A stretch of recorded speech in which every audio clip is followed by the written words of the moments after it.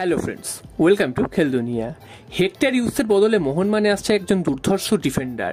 এছাড়াও আরমান্দো সাদিকুর বদলে কে আসছে, তো সেগুলো নিয়ে আজকের ভিডিওটা। তো বছরের শেষ ভিডিও আজকে বানাচ্ছি, তো সবার থেকে কিন্তু একটা করে সাবস্ক্রাইব আশা করছি করে দেবে তোমরা। তো চলো দেরি না করে মেন টপিকটা শুরু করা যাক।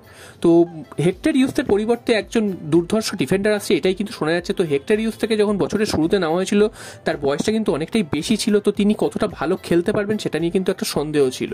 তো তারপর দেখা গেছে যে ব্র্যান্ডন হ্যামিলের থেকে হেক্টর ইউসতেই কিন্তু ভালো পারফরমেন্স করেছে। তবে এই যে লাস্ট কয়েকটা ম্যাচ আমরা দেখেছি, সেখানে কিন্তু মোহনবাগানের পারফরমেন্স একদম ভালো হয়নি। হেক্টর ইউসের রেড কার্ড দেখে বেরিয়ে যাওয়ার পর কিন্তু মোহনবাগান 4-1 গোলে হেরেছে এফসি গোয়ার কাছে। তো সব মিলিয়ে কিন্তু শেষ কয়েকটা ম্যাচ যেহেতু পারফরমেন্স ভালো হয়নি, এখন কিন্তু মোহনবাগান টিমটার উপর একটা প্রেশার এসছে যে কিছু প্লেয়ারকে পরিবর্তন করতে হবে এবং কোচকেও পরিবর্তন করার।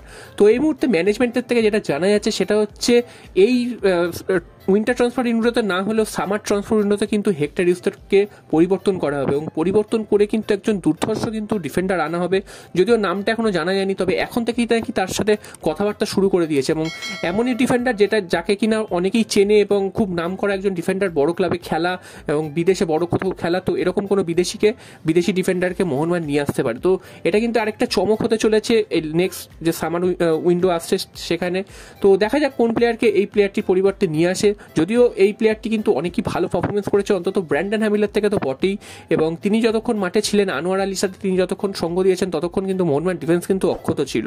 তো তারপর আনোয়ার আলী বেরিয়ে যাওয়ার পর তিনি কিন্তু সে অর্থে সঙ্গ পাননি, তাই জন্য কিন্তু তার পারফরমেন্সটাও একটু খারাপ হয়েছে। এবং ব্র্যান্ডন হ্যামিল তিনিও কিন্তু খুব ভালো পারফরমেন্স করতে পারেনি, ওভারঅল পুরো টিমটাই কিন্তু ভালো খেলতে পারেনি। তো দেখা যাক এই প্লেয়ারটির পরিবর্তে কে আসে।